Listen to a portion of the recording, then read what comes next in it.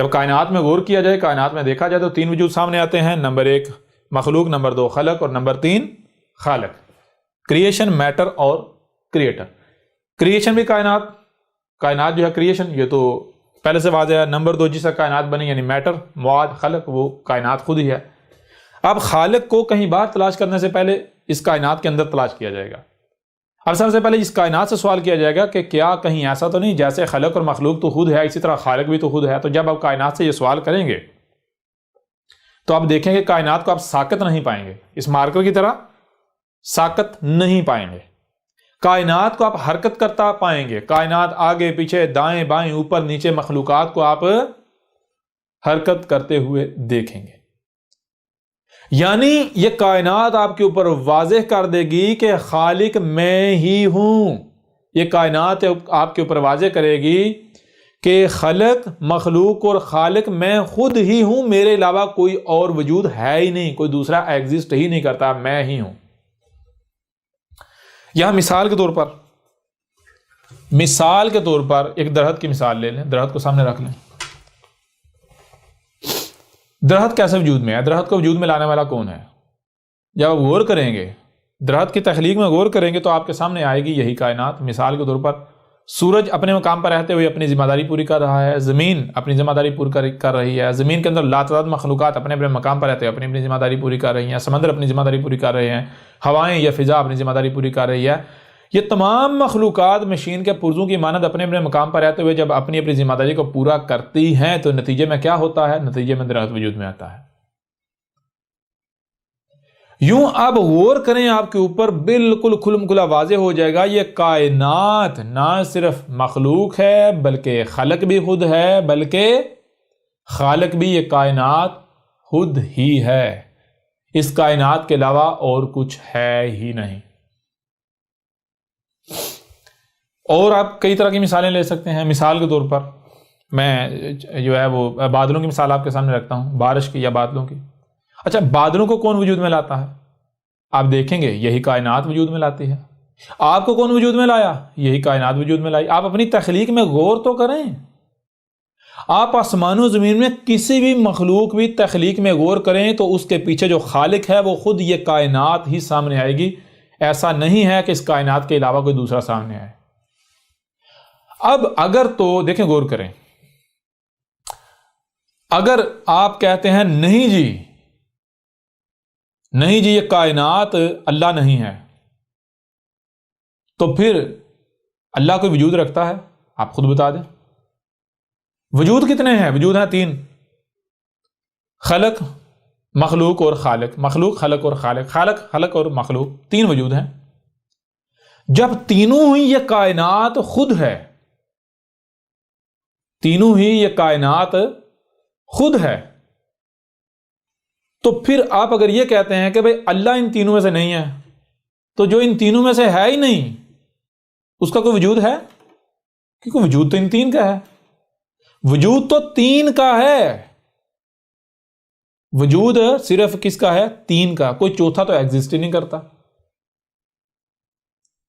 اب دیکھنا یہ ہے، ذرا غور کریں، اگر تو کوئی یہ کہتا ہے کہ جو خالق ہے ہم خالق کو ہی اللہ کہتے ہیں، تو پھر اللہ تو یہ کائنات ثابت ہوتی ہے، کائنات خود ثابت ہوتی ہے اللہ۔ اگر تو کوئی یہ کہتا ہے کہ ہم خالق کو ایشور کہتے ہیں، اگر تو کوئی یہ کہتا ہے کہ ہم خالق کو خدا کہتے ہیں، اگر کوئی یہ کہتا ہے کہ ہم خالق کو دیوس کہتے ہیں، خالق کو ایلی کہتے ہیں، تو پھر خالق یہ کائنات خود ہے، یوں یہ کائنات خود اللہ ثابت ہوگی۔ اللہ یہ کائنات خود ہے، ایشور یہ کائنات خود ہے، دیوس یہ کائنات خود ہے، خدا یہ کائنات خود ہے، کوئی دوسرا نہیں۔ کوئی دوسرا ہو بھی کیسے سکتا ہے؟ کوئی دوسرا پہلے اپنا وجود تو ثابت کرے۔ اس کائنات کے علاوہ کوئی دوسرا وجود ایگزسٹ ہی نہیں کرتا، کوئی دوسرا وجود ثابت ہی نہیں ہوتا۔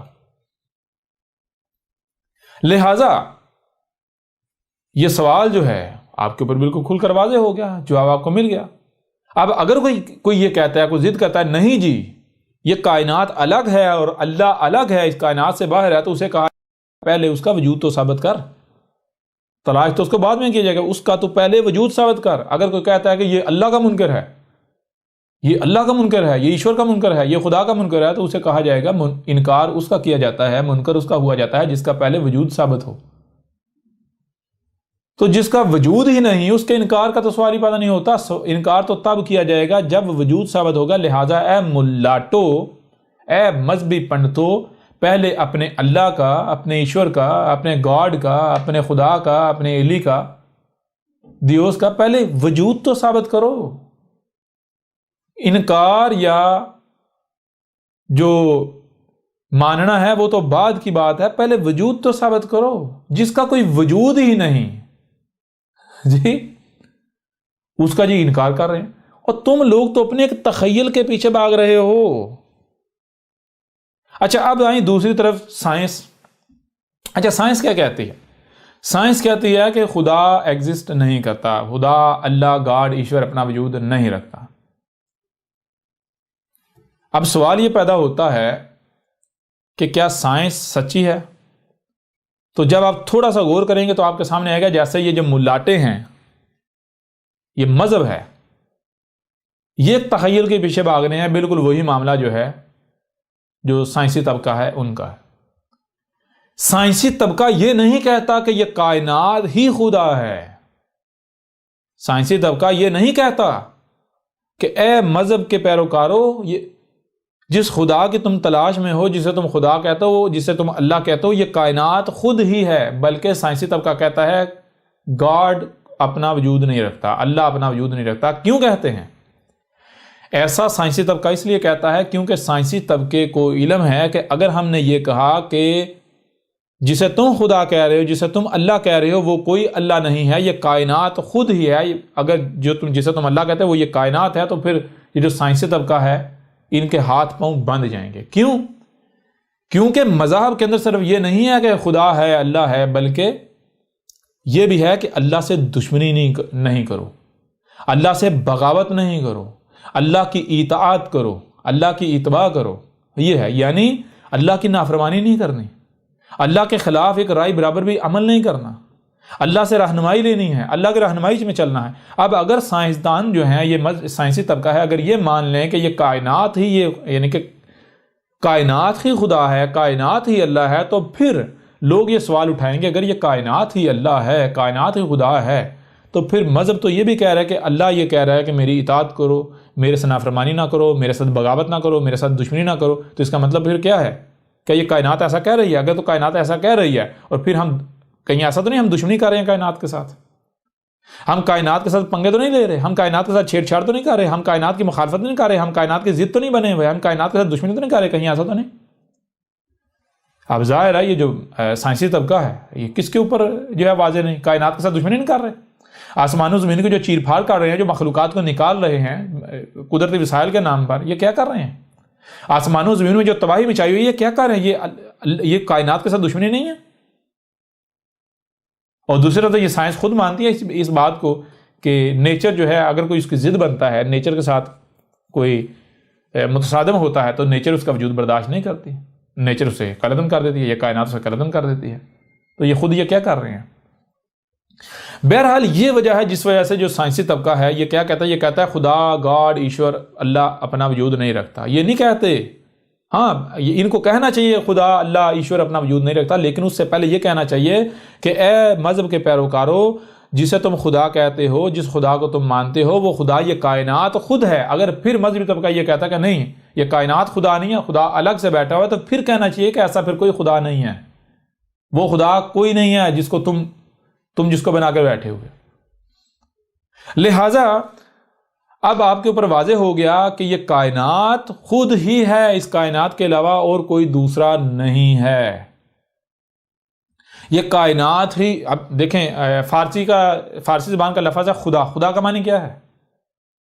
خدا خود سے ہے، خود کسے کہتے ہیں؟ خدا فارسی میں کہتے ہیں یہ جو وجود آپ کو نظر آ رہا ہے یہ وجود خود ہی، یہ وجود سارے کا سارا خود ہی ہے، اس کے علاوہ اور کوئی نہیں ہے۔ خدا کا معنی تو یہ بنتا ہے۔ اس طرح لفظ اللہ ہے، اس کا معنی کیا ہے؟ جیسے ہم آگے بڑھیں گے اللہ کے اوپر مزید نشستیں ہوں گی تو ان میں ہم ہر پہلو سے، ہر لحاظ سے آپ کے اوپر کھول کر واضح کریں گے اللہ کوئی کنیت نہیں ہے، کوئی نام نہیں ہے، کوئی لقب نہیں ہے، بلکہ اللہ ایک جملہ ہے، بالکل ایسے جیسے آپ کوئی بھی جملہ بولتے ہیں۔ تو یہ جیسے جیسے ہم آگے بڑھیں گے تو ہم جو ہے وہ قرآن سے بھی ہر لحاظ سے ہر پہلو سے واضح کریں گے.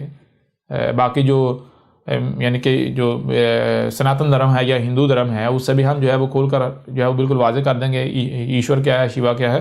بہرحال آگے بڑھنے سے پہلے ایک بار پھر آپ کو یعنی کہ ریکمینڈ کریں گے کہ جو اللہ کا موضوع ہے، گاڈ ایشور کا موضوع ہے، اس موضوع پر بھی پوری ڈیٹیل کے ساتھ ایک ایک پہلو سے بات کی گئی اس سال کتاب میں. سال کتاب کو آپ ڈاؤن لوڈ کریں، اس کو کھولیں تو اس میں آپ جائیں گے، اس کے صفحہ نمبر اگر ہم جائیں تو اس کا صفحہ بنتا ہے غالباً 676 جو ہے وہ اس کا صفحہ نمبر بنے گا.